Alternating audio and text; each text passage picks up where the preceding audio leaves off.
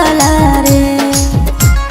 हे रे सुन, तू ही हमर प्यार लगे, तू ही संसार हमर अगला रे।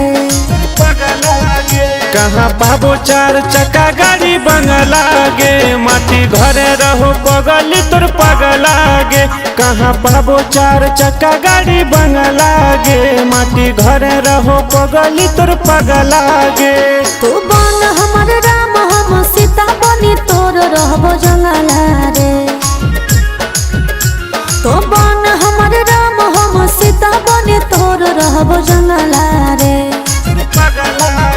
कहाँ पाबो चार चक्का गाड़ी बंगला गे, माटी घरे रहो पगली तोर पगला गे। कहाँ पाबो चार चक्का गाड़ी बंगला गे, माटी घरे रहो पगली तोर पगला गे।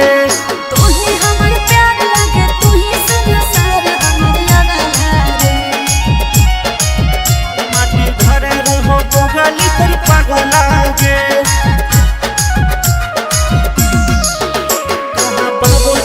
चक्का गाड़ी बंगला गे,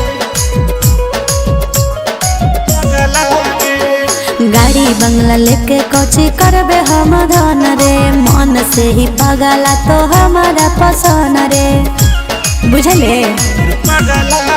योगे तीनों टाइम हमारा से जुटो नहीं रोटी, हियो हम गरीब तो बड़ो बाप बेटी। भले ना खिए भी भले कपड़ा पहनाई भी हमारा भंगला रे।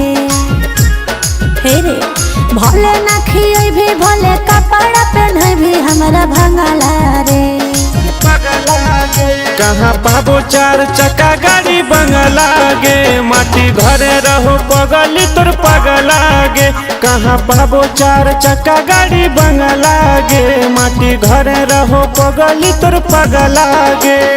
तू ही हमर प्यार लगे, तू ही संसार हमर अगला रे। माटी घरे रहो पगली तोर पगला गे।